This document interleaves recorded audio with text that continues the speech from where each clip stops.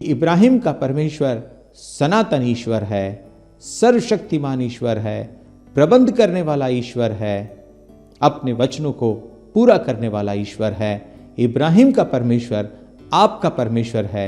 इब्राहिम के साथ जो घटना घटी है, अगर आप सच्चाई से और परमेश्वर के साथ वफादारी के साथ जीवन को बिताते हुए यीशु मसीह के द्वारा यीशु मसीह की उन शिक्षाओं को, परमेश्वर के धर्मशास्त्र में दिए गए उन शिक्षाओं को लेकर अगर आप आगे बढ़ते चले जाएंगे, आपके जीवन में भी परमेश्वर की महिमा होगी, जैसे इब्राहिम के जीवन से हो रही है।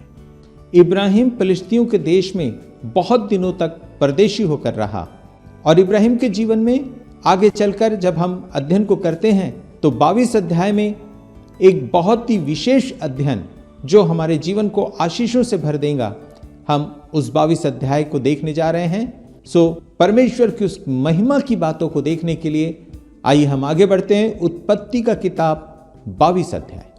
उत्पत्ति का किताब 22 अध्याय। इन बातों के पश्चात ऐसा हुआ कि परमेश्वर ने इब्राहिम से यह कहकर उसकी परीक्षा की कि हे इब्राहिम। उसने कहा, देख मैं यहां हूं। दूसरा वचन, परमेश्वर ने उससे कहा, अपने पुत्र को अर्थात अपने एक लौते पुत्र इसहाक को, जिससे तू प्रेम रखता है, संग लेकर मोरिया देश में चला जा और वहां उसको एक पहाड़ के ऊपर जो मैं तुझे बताऊंगा होम बलि करके चढ़ा। परमेश्वर इब्राहिम की परीक्षा कर रहे हैं। परीक्षा क्यों कर रहे हैं? परमेश्वर आने वाले दिनों में इब्राहिम और उसके बेटे इसहाक को एक बड़ी आशीष देना चाहते हैं। हम ध्यान से इन शिक्षाओं को लें और लगातार इन शिक्षाओं में बने रहें। परमेश्वर ने दूसरे वचन में इब्राहिम से कहा कि अपने एक लौते पुत्र इसहाक को लेकर मोरिया देश में चला जा और वहां जाकर उसको तू बलिदान चढ़ा। यहां एक विशेष बात हम देख रहे हैं। इब्राहिम के पुत्र इसहाक के लिए परमेश्वर कह रहे हैं, तेरे एक लौते पुत्र को लेकर। परमेश्वर इब्राहिम के द्वारा जन्म लिए हुए इसहाक को एक लौता पुत्र कह रहे हैं, सिर्फ इसहाक। अब इन शिक्षाओं के उन गहराई की तरफ हम चलते हैं। 25 साल बाद इसहाक उत्पन्न हुआ है। लगभग 25 साल बाद इब्राहिम को एक बेटा उत्पन्न हुआ।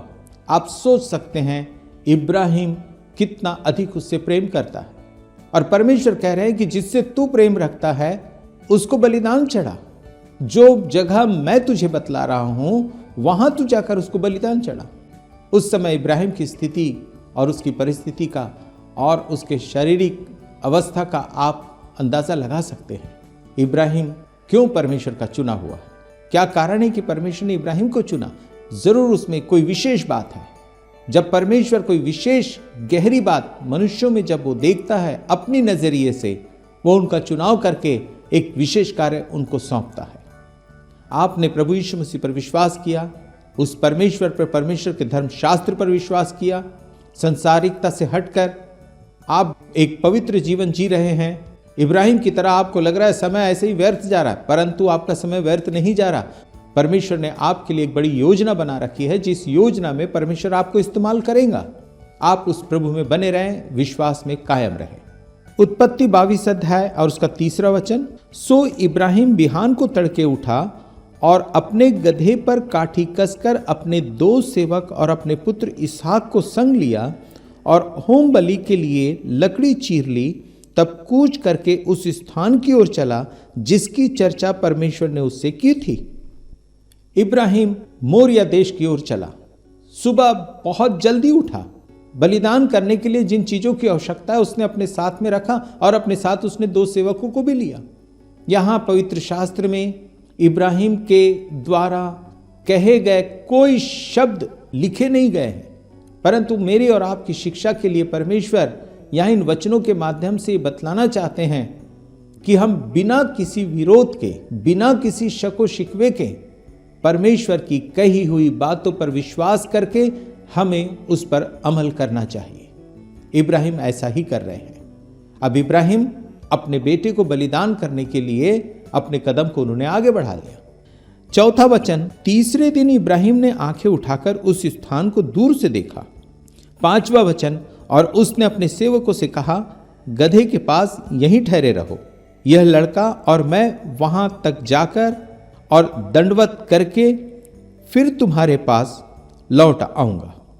इब्राहिम जानता है कि वो अपने बेटे को लेकर जा रहा है बलिदान करने के लिए, और जब वापस आएगा तब उसका बेटा उसके साथ नहीं होगा। लेकिन वहां इब्राहिम के जीवन में एक बड़े विश्वास को हम देख रहे हैं। अपने सेवकों से कह रहे हैं, मैं जाकर अपने कार्य को पूरा करके वापस आ रहा हूं। इब्राहिम परमेश्वर की आज्ञा का पालन करने के लिए पूरी रीति से तैयार है। इब्राहिम के कहे हुए शब्द हमें बताते हैं कि वो परमेश्वर की आज्ञा का पालन करने में कितनी दृढ़ता के साथ उसने निश्चय कर लिया है, और कहता है, मैं तुम्हारे पास वापस लौट आऊंगा, मैं इस लड़के को अपने साथ लेकर जा रहा हूं। उसने ये नहीं कहा कि हम वापस लौट आएंगे, उसने कहा मैं वापस लौट आऊंगा परमेश्वर के कार्य को पूरा करके। और परमेश्वर का कार्य है अपने बेटे को उसे उस पहाड़ पर ले जाकर बलिदान चढ़ाना है। 6वां वचन, सो इब्राहिम ने होम बलि की लकड़ी ले अपने पुत्र इसहाक पर ला दी और आग और छुरी को अपने हाथ में लिया, और वे दोनों एक साथ चल पड़े। 7वां वचन, इसहाक ने अपने पिता इब्राहिम से कहा, हे मेरे पिता। इब्राहिम ने उससे कहा, हे मेरे पुत्र, क्या बात है? इसहाक ने कहा, देख, आग और लकड़ी तो है, पर होम बलि के लिए भेड़ कहाँ है? 8वां वचन, इब्राहिम ने कहा, हे मेरे पुत्र, परमेश्वर होम बलि की भेड़ का उपाय आप ही करेगा। परमेश्वर ने इब्राहिम को आज्ञा दी और इब्राहिम आज्ञा का पालन कर रहा है, लेकिन वहीं जब उसका बेटा उससे प्रश्न कर रहा है कि भेड़ कहाँ है जिसे हमें बलिदान चढ़ाना है, इब्राहिम यहां कहते कि परमेश्वर आप उसका प्रबंध करेगा। और पूरे विश्वास के साथ उसकी आज्ञा का पालन करते हुए, परमेश्वर के प्रति ईमानदार रहते हुए, वो अपने बेटे को बलिदान करने के लिए अपने कदम को आगे बढ़ाते जा रहे हैं। 9 वचन, सो वे दोनों संग संग आगे चलते गए और वे उस स्थान को जिसे परमेश्वर ने उसको बताया था पहुंचे। तब इब्राहिम ने वहां वेदी बनाकर लकड़ी को चुन चुन कर रखा और अपने पुत्र इसहाक को बांध के वेदी पर की लकड़ी के ऊपर रख दिया। 10वां वचन, और इब्राहिम ने हाथ बढ़ाकर छुरी को ले लिया कि अपने पुत्र को बलि करे। 11वां वचन, तब यहोवा के दूत ने स्वर्ग से उसको पुकार के कहा, हे इब्राहिम, हे इब्राहिम। इब्राहिम ने कहा, देख मैं यहां हूं। 12 वचन, उसने कहा, उस लड़के पर हाथ मत बढ़ा और न उससे कुछ कर, क्योंकि तूने जो मुझसे अपने पुत्र वरन अपने इकलौते पुत्र को भी नहीं रख छोड़ा, इससे मैं अब जान गया कि तू परमेश्वर का भय मानता है। 13 वचन, तब इब्राहिम ने आंखें उठाई और क्या देखा कि उसके पीछे एक मेढ़ा अपने सींगों से एक झाड़ी में बजा हुआ है। सो इब्राहिम ने जाके उस मेढ़े को लिया और अपने पुत्र की संति होम बलि करके चढ़ाया। 14 वचन, और इब्राहिम ने उस स्थान का नाम यहोवा यीरे रखा। इसके अनुसार आज तक भी कहा जाता है कि यहोवा के पहाड़ पर उपाय किया जाएगा। इब्राहिम ने हर वो काम जो बलिदान के लिए करना चाहिए उसने पूरा किया। परमेश्वर न बल्कि यहां इब्राहिम की परीक्षा ले रहे हैं, लेकिन आने वाले भविष्य के लिए परमेश्वर इब्राहिम की उन जातियों के लिए विश्वास की एक नींव का प्रबंध कर रहे हैं, जिस नींव पर परमेश्वर विश्वास का वो घर बनाने जा रहे हैं जो विश्वास का घर सदा और अनंत काल तक स्थिर रहेगा। इब्राहिम ने परमेश्वर की आज्ञा का पालन किया और परमेश्वर ने इब्राहिम से उसकी संतान को नहीं लिया परंतु उसे आशीष दिया। कई बार मैं और आप अपने जीवन में बड़े परेशानियों से होकर जब गुजरते हैं और परमेश्वर हमसे कहता है कि हमें इस कार्य को करना है, हम नहीं कर पाते। हमारा विश्वास थोड़ी सी तकलीफों में डगमगा जाता है, हम डर जाते हैं, हम घबरा जाते हैं, हम रोते हैं, हम चीखते हैं, हम चिल्लाते हैं, हम पीछे हट जाते हैं, लौट जाते हैं अपने सांसारिक जीवन में। इब्राहिम आगे बढ़ता रहा, विश्वास का पिता आगे बढ़ता रहा, इसीलिए उसे विश्वास का पिता कहा जाता है।